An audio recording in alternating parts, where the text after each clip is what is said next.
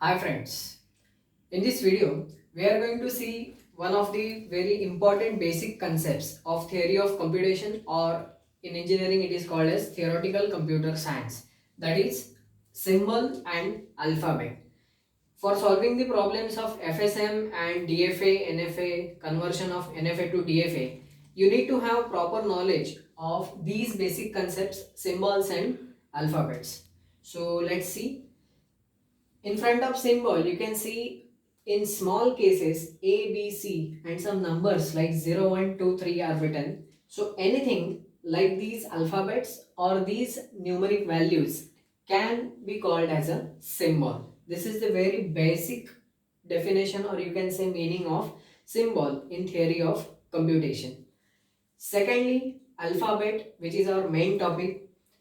The definition of alphabet is: alphabets are denoted by epsilon and it is nothing but collection of symbols. See, these are the symbols and their collection is called as an alphabet.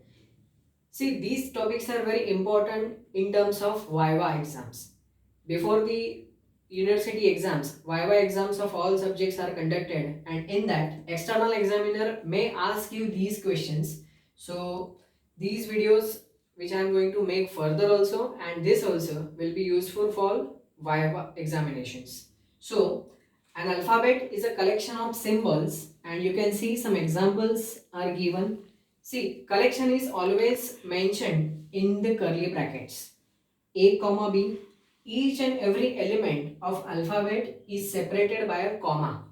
So A comma B is one collection of symbol. So this is an alphabet. D, E, F. Like this, you can write any alphabets of normal English language, but they should be in lowercase. And you can write the numeric values also, such as 0, 1, only 0, only single element can also be present. Not necessary ki every time you need to write 3 or 4 elements as a representing symbols.